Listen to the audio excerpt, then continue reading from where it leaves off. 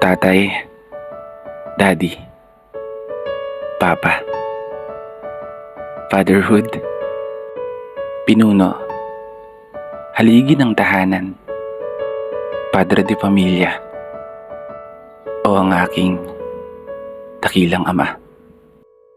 Ngayong araw na to, hayaan niyo po sana akong alayan ka ng isang munting tula na ituring yung pasasalamat para sa lahat ng hirap at sakripisyo na inyong ginawa para sa amin, para sa pamilya na pinakamamahal mo. Ikaw muna ang bida sa araw na to, Pa.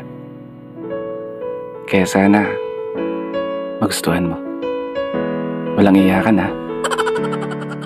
Ready ka na? Alam mo ba yung pinakalubos na pinagmamalaki ko sa buhay ko? Yun yung naging ama kita. Naging tatay kita. At ikaw ang naging dahilan kung bakit nagawa kong mapagmasdan ang mundo na kay ganda. Taong nagturo, gumabay, nagpaalala na dapat palaging tatagan ng mga paa, na kung saan man dalhin ng paglalakbay ay palaging baunin ng dugong nananalaytay. Tapang na iyong binigay, mga aral na ipinasa sa aking mga kamay, mga payo na kung anumang pagsubok ang dumating, ay wag na wag kang bibigay, wag na wag kang magpapatalo, hanggang sa maabot mo ang tagumpay. Papa, Tatay, maraming salamat sa iyo. Hindi ko magagawa lahat ng ito kung hindi dahil sa iyo.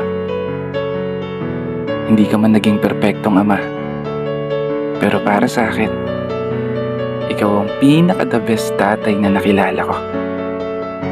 Isang tatay na pinagmamalaki ko. Pa, proud na proud po ako sa iyo. At sana ganun ka din sa anak mo. Pangako, gagawin ko ang lahat ng makakaya ko. Masigurado ko lang maibigay yung masaganang buhay na pinapangarap mo. Hindi ko man ito madalas sabihin, pero sobrang mahal na mahal kita.